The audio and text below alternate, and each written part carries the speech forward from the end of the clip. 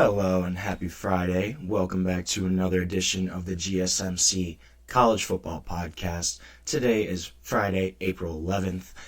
We've got a great show for you today.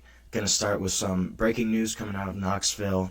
Apparently quarterback Nico Iamaleava is holding out, wants a new NIL deal. We're going to get into that. We're also going to debut a new segment. I'm calling it Boom or Bust. I'm going to preview a couple teams from the Big Ten today, go over their win totals, go over their schedules, and if I think they're actually going to hit that win total or not.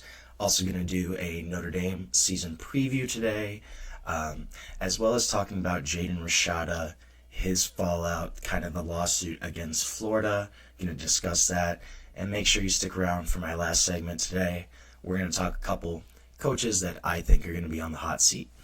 But before we start, I'd like to remind everyone that we get a number of questions from viewers during the show. They come in. So to ensure that your question gets read on the air, I ask that you use the tips and donations link at the bottom at gsmcspodcast.net. We love hearing your thoughts, your questions, your opinion as you dive into the latest sports action. And whether you've got a burning question, a bold prediction, or just want to shout out your favorite player, don't hold back. But if you really want to make sure your message stands out, gets featured on the air, why not use Super Chat? So just click the $ at the bottom of the chat box, send in your message, and it's a surefire way to get our attention, see your message, make it get on the air. Not only does it give you a spotlight, but it also is just a good way to support our channel. Your support means the world to us, and we could not keep doing what we do and bringing you the sports content that you love without your support, without the support of this community. So we're building something special here. We couldn't do it without you. So jump in, join the conversation, send in those super chats, and let's make this show even better than ever. If super chat isn't your thing, you can also go to gsmcsport.net to tip, donate, leave a question there. We're so grateful to have you here with us, and we love your support.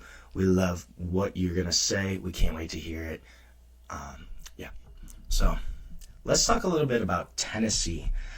So this came out last night today that apparently quarterback Nico Iamaleava, it was reported that he is trying to renegotiate his NIL deal with Tennessee. And then earlier this morning, it came out that today at practice, Nico wasn't there. He held out reportedly because of this NIL contract. So apparently he wants to increase his annual compensation from around $2 million a year to around $4 million a year. So he's kind of pushing for a raise. This is kind of in line with some broader trends in college football right now. Carson, Beck, Darien, Mensah, who transferred to Duke this year, they both got around $4 million in NIL money this season to play for this upcoming season. But they did have to enter the portal to get that money. So Nico, it sounds like, was trying to negotiate with Tennessee without entering the portal, behind closed doors. But this got leaked, and now it seems like we're not sure if he's going to enter the portal, but he's holding out of practice. Their star quarterback is not playing right now. It's kind of concerning, raising concerns about his commitment to the team, about their spring game is tomorrow. The orange and white game is less than 24 hours away at this point, and their starting quarterback is not practicing, wants a new contract. This is something you do not see in college football. It's clearly, this is an NFL kind of leverage situation that you see during training camp, stuff like that. But this is kind of unheard of in college football, in this college football landscape. And it's also interesting that this became public. So On3 kind of reported it last night. Tennessee officials did not think that this was going to come out. They've kept it pretty quiet. And the university was kind of hoping for a private conversation, private resolution with Nico Iamaleava. But they were disappointed by he did not quell these rumors. Nico has not come out and said, hey, no, this isn't true. He hasn't kind of shut down anything. He's kind of letting it all play out. So he's building it up. Tennessee's not very happy about that. And the On3 report also mentioned that Nico's dad, Nick, was heavily involved in his NIL negotiations coming out of high school. This was a kid at the time when he negotiated his contract to even go to Tennessee around 2023. His $8 million NIL deal, that was substantial. That was probably the biggest deal at the time for a high school quarterback coming in to a college program. And that was secured before he went to Tennessee. That was pretty much why he went to Tennessee. And so the university's already spent a ton of resources in him. They helped him. The NCAA was trying to come at him saying that his NIL deal was kind of wishy-washy, not really sure on the legality of it. But Tennessee backed him against the potential lawsuit. They really ponied up to fight for Nico Iamaleava, yet it kind of seems like he's turning his back on Tennessee. He very well could still stay there. He very well could get that deal. But to me, this is just it's concerning. I think it shows the broader implications of NIL across college athletics. This is a guy he's your quarterback. He's a 5-star recruit. This is a guy that's a pillar of your program, the guy that's the face that you've built this whole thing at Tennessee around the past 2 or 3 years, and he's going to go and kind of turn his back.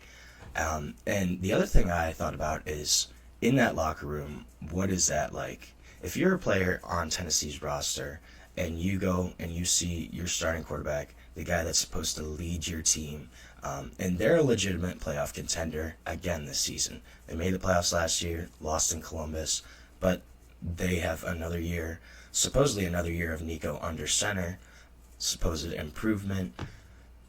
If you're a guy that's in that locker room, what do you think about that? Because personally, I would hate it. I would think, why are you doing this to us? You're supposed to be our leader. You're supposed to be committed to this program. We built everything around you. You are the guy that's going to take us to success. And you're going to go and turn your back on us, on your teammates, on your friends, on your locker room, to try to get more money. Especially when a lot of these guys aren't making anywhere near that kind of money.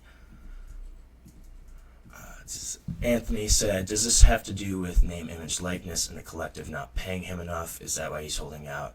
I do think that's the main reason of why he's holding out. You've seen guys like Carson Beck at Miami.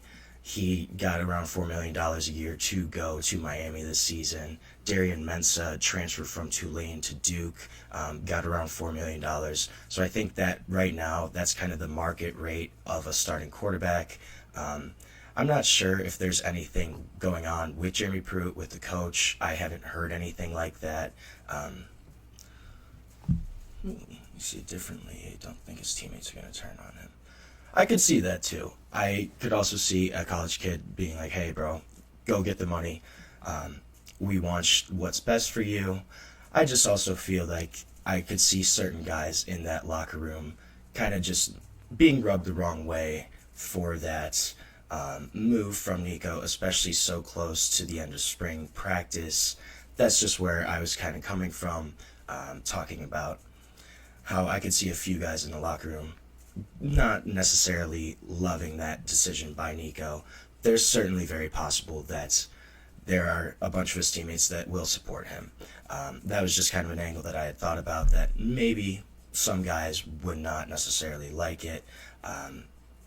I haven't really seen that a lot of the coaches, that he's had issues with the coaching staff, but I can certainly understand where that would be frustrating from a coach's perspective, just kind of not being prepared, kind of being blindsided by this. I'm sure they knew something about him trying to renegotiate, him trying to, I think it's going to be more the juniors and seniors that are going to have an issue. I don't think the freshmen and the kids are in the same year. I would agree with that. I think that's certainly probably true. Obviously, your older guys kind of came in at the onset of NIL. These newer guys, they're used to this at this point. The kids are 18, 19. They've kind of been recruited in this new NIL era. That definitely, I think, makes a lot of sense. There's certainly a ton of truth to that, where I agree. I think probably the younger guys are going to understand Nico's decision a little more. And I think probably it would be some of the older guys, the guys that maybe stuck around at Tennessee for 3 or 4 years. I think that's probably where those guys would have more of an issue than, say, the 18, 19-year-olds, the kids he came in with. That's definitely very possible. I think that's probably something that makes a lot of sense. I just wonder, is this going to be something, how's this going to play out? I think realistically, Nico probably stays at Tennessee. I think Tennessee's probably going to pony up the money for him. They've really built their whole program around him in the past couple of years, especially after Hendon Hooker left for the NFL. I think they probably will say, hey, we're going to give you that money. But I'm not sure. I think it's really up in the air of kind of what he's going to do. And this is really the first time we've ever kind of seen a college athlete do this. Obviously, you see this in the pros all the time. Guys hold out in training camp, want a new contract. Myles Garrett with the Browns just held out. He wanted a trade.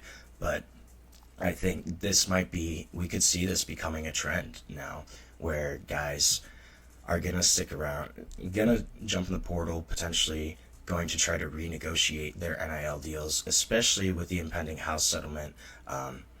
There's going to be pretty much a salary cap in effect coming in July, and I think this is probably Nico's last push to get that kind of money. I think Carson is a different situation. Multiple collectives from Miami are paying for his deal, not the athletic department or coaching staff. That's very possible. I don't know too much about the actual financial situations of both those NIL deals, but that is definitely very possible.